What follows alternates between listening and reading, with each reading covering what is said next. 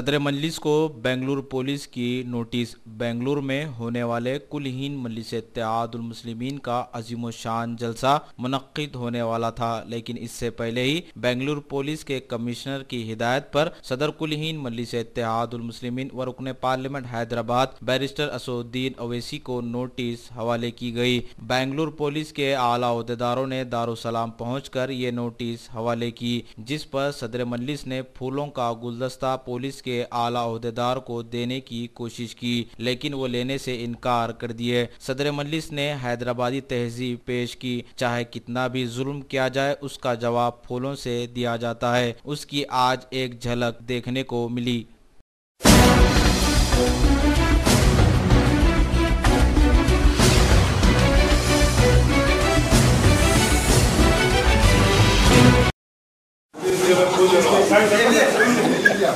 I am not interested for that. So you please this is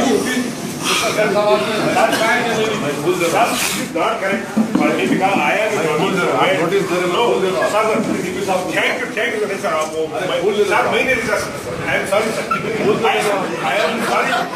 I am sorry. Because sir, I am government servant. I am going for some summons. Appreciate देने से कुछ फायदा नहीं sir, please. Notice दे रहा हूँ मैं, फूल तो ले लो आप।